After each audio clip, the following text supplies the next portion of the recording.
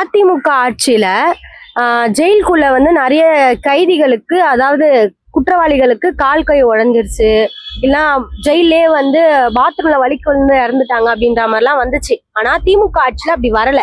அத பத்தி உங்க கருத்து என்னவா இருக்கு? வரணும், அடிக்கணும், உடைக்கணும், காலை உடைக்கணும். சாதாரணமா தண்டனையே பத்தாது. ஒரு கொலை பண்ணிட்டு போறான், 4 நாளையில பெரிய வைக்கலாம் பிடிக்கிறான், ஜாமீன்ல வெளியே வரான்.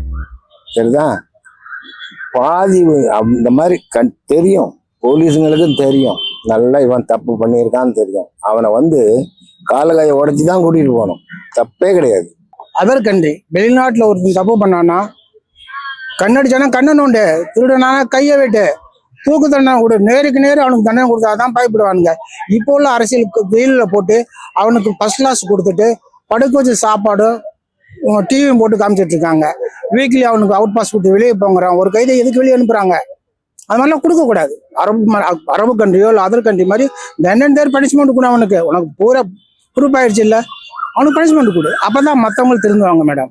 சார், இப்போ வந்து அதிமுக ஆட்சியில கிரிமினல்ஸ்லாம் வந்து கை கால் உடஞ்செயல்னா வந்து ஜெயிலே வந்து பாத்ரூம்ல வலிக்கு வந்து செத்துட்டாங்க அப்படி இப்படின்னு சொல்லிட்டு இருந்தாங்க.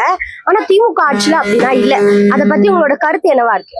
அது வந்து அவங்களதான் கேட்கணும். ஏதோ சொன்னாங்க இல்லையா, அவங்களதான் கேட்கணும். இது நம்ம கேட்காம நம்ம பார்க்காம நம்ம எதுவும் சொல்ல முடியாது இல்லையா.